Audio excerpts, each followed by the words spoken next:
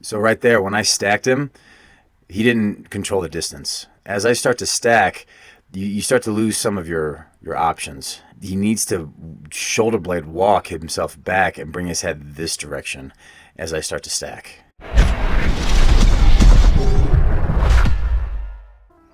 What is going on, everybody? Hey, it is Hopper, and we are back at it again with another video analysis of a jiu-jitsu match. This is with Grappling Industries. So without any further unnecessary pleasantries, let's get it started, shall we?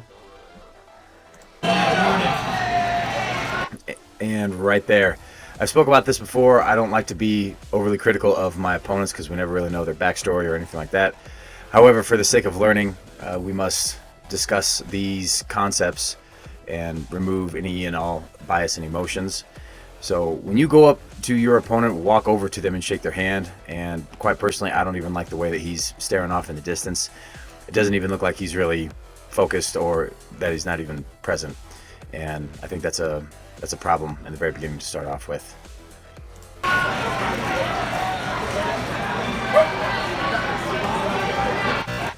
And even right there, the ref said start, and I took a little bit more of my time because I want the match to transition and play out on my time, not the opponent's time.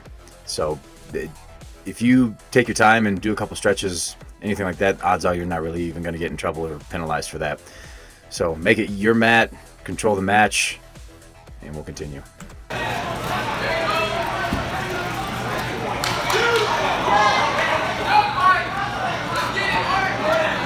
And I don't know if anyone just saw the way that I basically walked across the mat. Let's rewind it a little bit. But I cannot stand this. I will widen the screen here a little bit so you guys can see. And if you watch the way that I basically walk over towards the other side of the mat with him, this makes me sick to my stomach because I walk heel toe. I'm not shuffling my feet. And that just drives me crazy. If you saw a couple times, I was actually fully in my heel. And that is just not... See right there, I'm real heavy. Like fee, fi, fo, fum. I sound like I'm like the Jolly Green Giant or something. You gotta avoid that heel to toe. And focus on shuffling with that footwork. Ah, gosh, I can't stand that. And there's a real... Right there. This has got to go. You got to stay on the balls of your feet. You got to make sure that the footwork is solid. You're not stable when you're walking heel to toe like that. Let's continue. My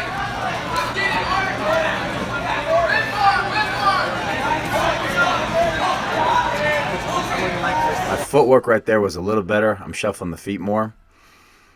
And I don't really know what I was thinking when I had such terrible footwork just a few seconds ago. What I am in search of is where his leg is. And I want his leg close to my leg. I've worked on my double leg leading up towards this particular tournament, and I want I want one of his legs extremely close to mine so I can work on a snap down and looking for that double leg shot.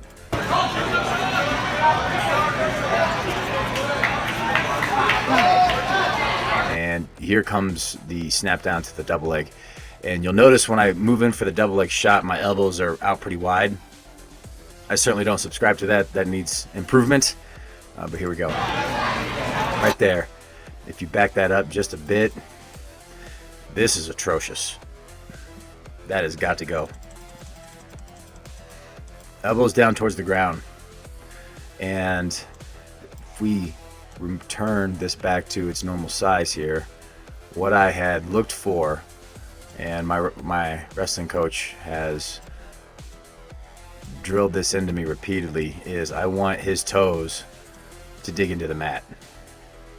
So we're moving through this series right here, and as I go right there, as I hit the snap down, see how his heel is lifting off the ground? So his toes are digging into the mat. Yeah, that's what I want right there. That heel's coming off the ground.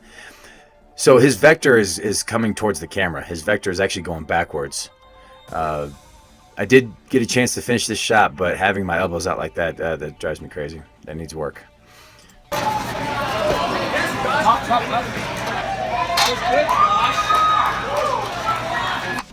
Let's push this back here. Okay.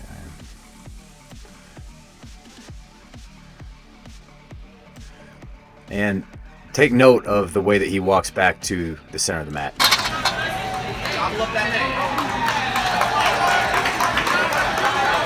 So that defeated way in which he returned back to the center, that's got to go. You should never be that defeated in your body language. This is wrestling. It's combat sport, or we could call it a combat sport. Wrestling, grappling, boxing, MMA, kickboxing, Muay Thai. And you're going to get taken down. You're going to get beat up. And who cares? Like that's part of the sport. It's no different than if you play basketball or football, you're going to get scored on. Very rarely, if ever, do we see a basketball game or a football game where the other team doesn't score any points. And he needs to have gotten up and just jogged right back to the center as if nothing happened, as if it was no big deal. So let's continue on. But avoid that at all costs. You can't, you got to have a better poker face than that.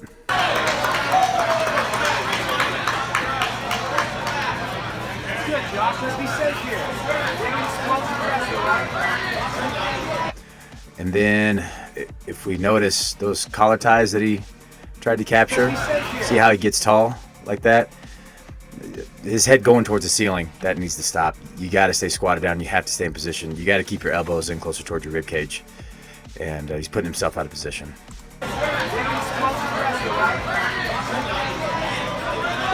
And right there, I tell all the people that come to my wrestling class that you want to wrestle with your hips, not necessarily your arms. And I'm pulling him in with my hips, and I want to see if his toes are still going to dig into the mat. And I'm not necessarily wrestling with my arm, I'm sagging back with my weight here. Right there was one, and that, him digging that toe into the mat right there, that just happened. I was looking to see if that would occur to set up, other takedowns potentially later on, because there's a low single that I like. I'll step with my right to the side, get his toe to dig into the mat, and I'll come around and I'll cut the angle. So that gave me a lot of information there.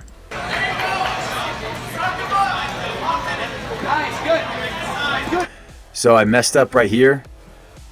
This hand posted is typically going to happen. I should have brought my head up a little higher because he could easily pull this left leg through and look for the triangle. Luckily, he did not do that. But we got to be really careful on posting as you're coming back in like that. Got to get the base back a little bit more.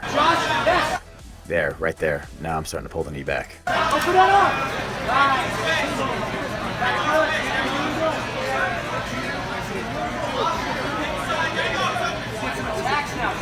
So right there, when I stacked him, he didn't control the distance. As I start to stack, you start to lose some of your options. And he needs to shoulder blade walk himself back and bring his head this direction as I start to stack.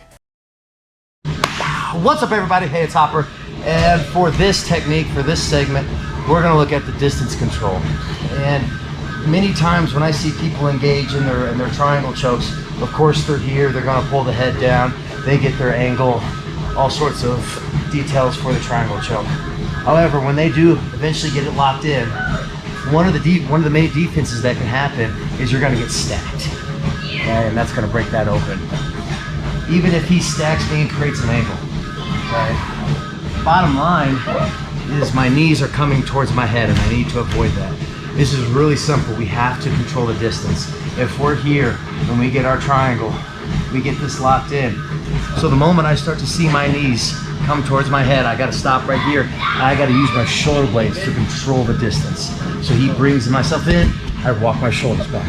He brings me in, I walk the shoulders back. I have to keep this distance. I have to ensure that I've got my angle, that I can look down his ear. If at any point in time he tries to mitigate this, he brings it in, I shoulder blade walk back. Controlling the distance in through here is critical. Even if I have him right here in full guard and he starts to stack real strong, that's gonna limit some of my options in through here. Okay, the moment I start to see my knees coming to the end, I shoulder blade walk back. Even if I have my hands on his hips, he starts to stack, I shoulder blade walk back. So master this distance control. I guarantee you it's going to bring you about some good benefits. So give this video a like and subscribe for more content. Left ankle to right hand. Keep that frame in place. Beautiful. Right foot on the hip. Yep. Keep shoulder walking. and control that distance better.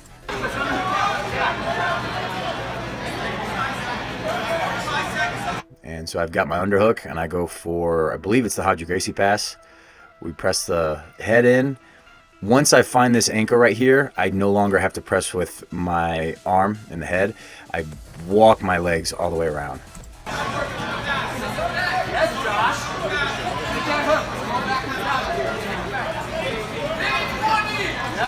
With this pass, you can step all the way through, and you can push the head through as you step over the left leg and get all the way to side control. It's a little bit more risky. Sometimes I just like to move into the half guard just like I did right here.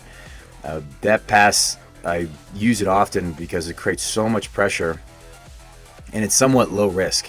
And I'll settle in for the half guard at times and then work in for the half guard pass. We'll widen this up a little bit more here so we can watch the action.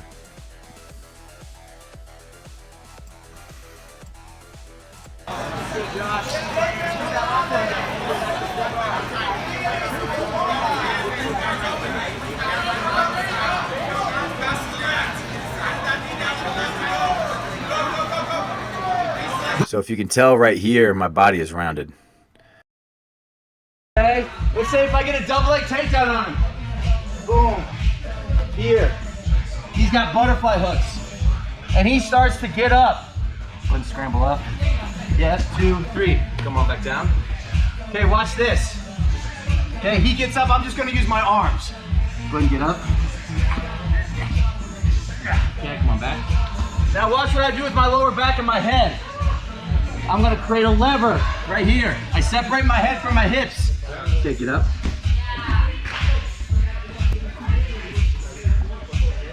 See that? The devil's in the details. Go again, right there. Can you explain what you're doing? Yeah, I'm rounding out my lower back. Like I'm doing that abdominal crunch. I'm using my head as a lever. And my pressure is by my left shoulder, and I want to keep his elbows away from his rib cage right there. And I am pressing down using this as a lever. I don't necessarily have too much hip pressure coming down right here. You'll see that later on.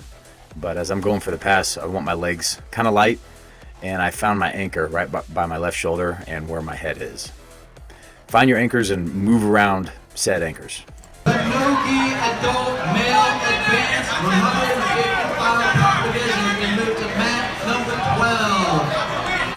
And real quick, I'm sure everyone just heard the announcement and everyone yelling and screaming in the crowd. In my wrestling practice, I want everyone to yell and scream. I want to try to mimic how loud these tournaments are. With sometimes it's the music that plays, and then we've got the announcers, and then everyone's yelling and screaming. And at my wrestling practice, I want to mimic that environment as much as I can. So with loud music, people yelling and screaming at each other, make it chaotic and learn to adapt to that environment.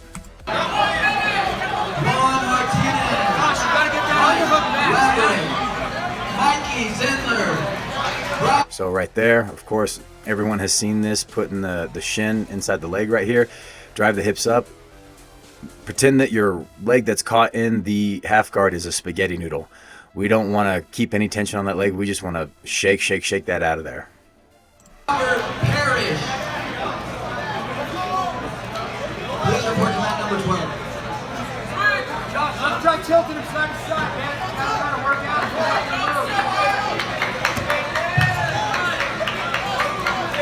Andrew Calvo, you have a 1-minute warning to report to mat 2.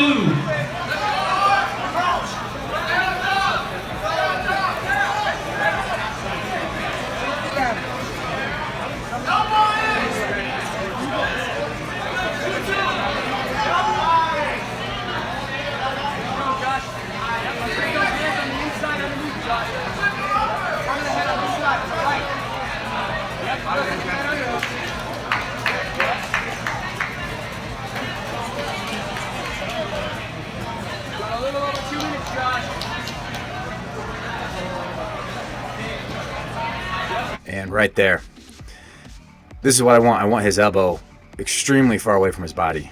And this battle right here is kind of the beginning of the end.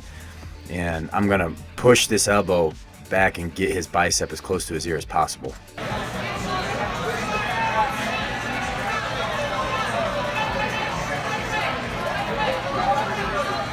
right there. That's what I want. As this elbow is drifting back towards his head, the opponent should be a little bit more proactive and start to hit back and scoot back. Personally, if I was in this position, I would rather give up the guard pass and keep the elbow in tight, because you still have 3 seconds if they do pass the guard to turtle and roll through and replace guard. But this right here, keeping that elbow away from his body, and even this one, is going to be really difficult to manage any sort of offensive move, even to turtle and replace guard. So this is what I was really in search of, getting that elbow up nice and high. And then there's the guard pass.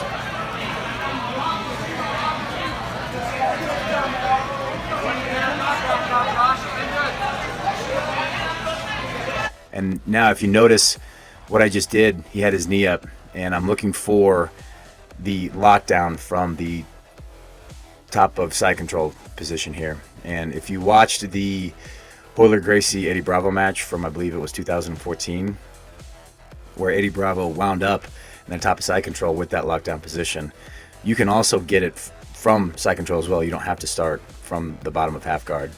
And I can snake my leg in through here and get the lockdown with his leg crossed over like that. Gracie, if not the best guard Yes, passer, absolutely. arguably. And look at this, another reversal from Hoyler. Hoyler with his basics, just being able to come on top. Look at, and another reversal. This is remarkable. You'll see it as the match unfolds. Dylan Penland, Thomas Lozano. And then right there. So I've got the lockdown from the top of side control, and his leg is all the way over. And we can even widen this a little bit more here. There we go. Can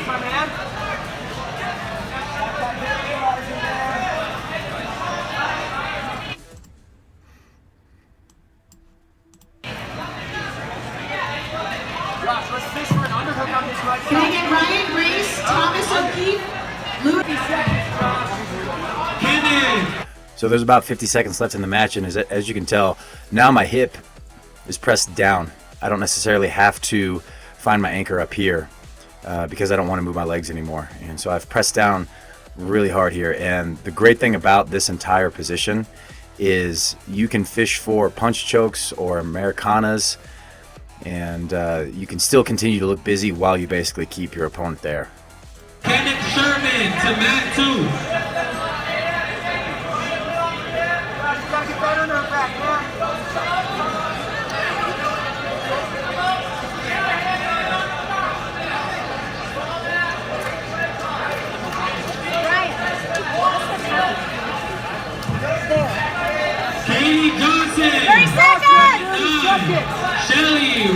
See, I keep looking for this Americana, and there's also a calf slicer that you can do, and eventually I'll start looking for that as well.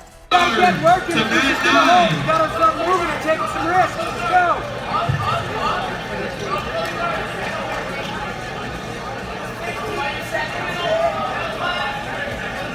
See, I'm starting to posture up. I'm looking for this roll through, exactly what Eddie Bravo did to Gracie. Come on, Josh. Let's work. Let's go. Let's go. Take the back up, Josh. Come on.